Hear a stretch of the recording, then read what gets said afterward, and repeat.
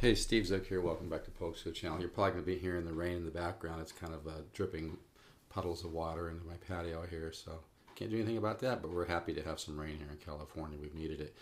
I want to continue talking about building technique.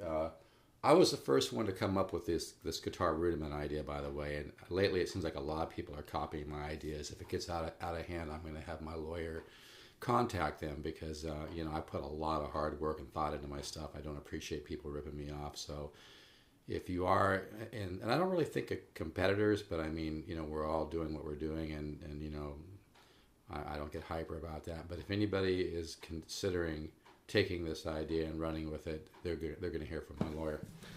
Okay, guitar rudiments. I was the first to think of this idea, and I used to be a drummer, so I think in terms of rudiments.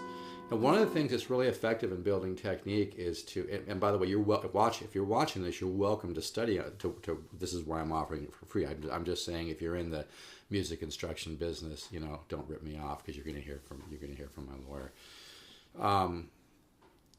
Basically, the most important thing is to place accents, and it's really, really good for you to practice without an amp, because it brings out the acoustic quality of the guitar, and it will bring out your ability to sense as your technique's growing. And I'm going to use this analogy, and I've heard other people, I think people copied me on this, but it really is true. Like, if you could put $100 in the bank and be guaranteed you're going to get 30% return, monthly, you do it right. It's the same thing with practicing. If you practice correctly, the results are guaranteed. The problem is most people practice, a lot of people practice correctly, but a lot of people practice in a very sloppy manner. It's not going to get the result. If you practice correctly and slow, the results are guaranteed. You're going to get a guaranteed return on your investment of time. And the most important thing, I don't know if you've ever seen Al Di Meola play acoustic guitar. I happen to prefer his acoustic to his electric, but when you place accents, it just will explode your technique. So I was talking before on one of my rudiments, I think I called it rudiment 7, which was double triplets. And if you place the accent on the first note of each double triplet like this, hear that?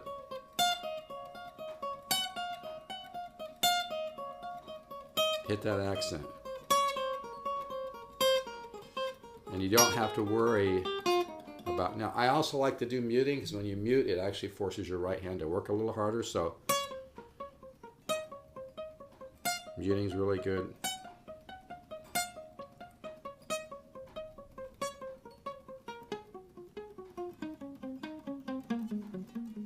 I really don't think people realize how explosive practicing correctly is. I mean, it's absolutely explosive. It usually, like when you practice correctly, it usually pops out of your playing sometime when you don't expect it to.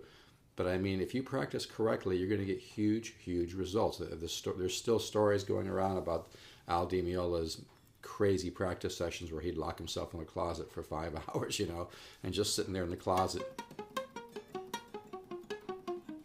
and do scales and exercises. But placing the accents is very important. Now, I was looking at one of my other videos here, and I was talking about going from double triplets to triplets. So like say, I'm sorry, I didn't mean double triplets to triplets. I meant doing 12 per beat to then double triplets. So like 1, 2, 3, 4, 5, 6, like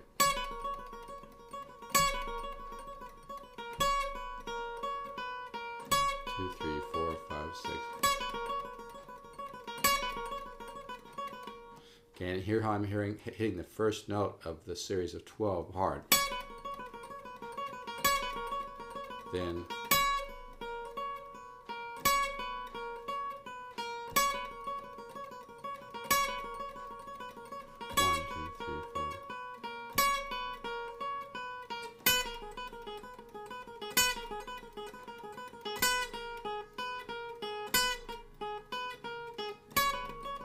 you can also do that on one note. 1, 2, 3, 4.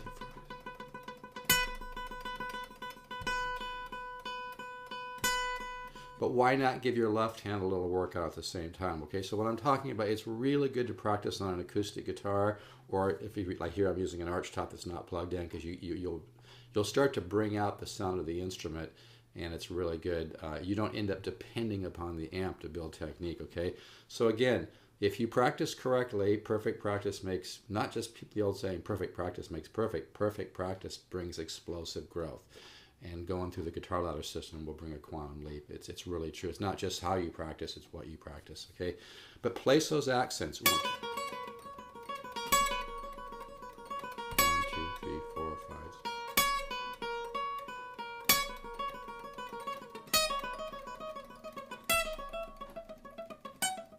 And like I said, when you do the muting, it causes the right hand to work a little bit harder, and it's going to help you. And another thing to do when you're practicing an exercise like this, you know, is try to do something with the left hand that doesn't take too much thought, right? Like this,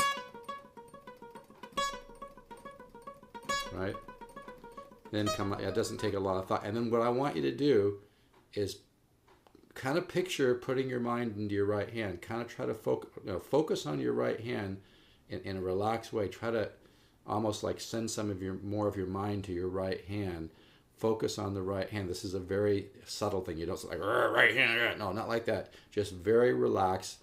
A little bit of extra focus on the right hand, so that your brain understands that that's part of your technique that's going to be a bit independent, and you want to focus on that. Okay. So this is really powerful, folks. I'm going to be sharing more of these, like the. Another one is like in drums, we have paradiddles, which are like right, left, right, right, left, right, left, left. You can do that on guitar. So down, up, down, down, down, up. I do it like that. I'll do another video about that, and then you can start with the up and then 2 ups. But I'll do another one. But the main thing I want to emphasize that is when you're doing this exercise of 12 per beat, and then to the double triplets, really accent that first one. So 1,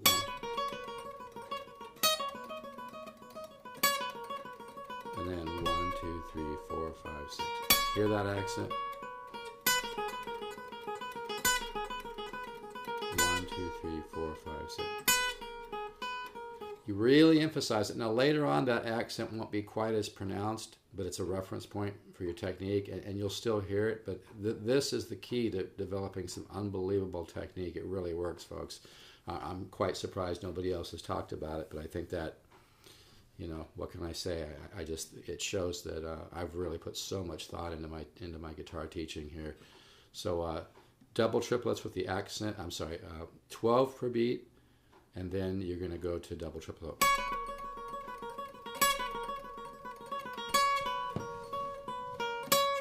And then mute it. That'd be a good way to do it. Do it one time non-muted, and the next time muted. 2, 3, 4, 5, 6. Obviously helps to tap your foot.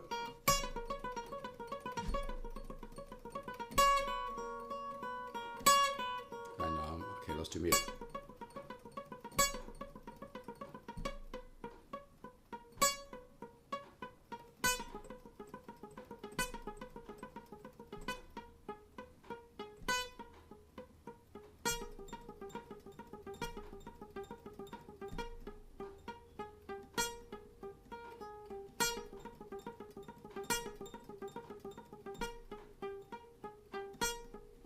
Now, don't email me and tell me this is boring. I mean, you can if you want to. I'm just going to ignore it, though. But, you know, to practice in a way that brings massive results takes some discipline, okay?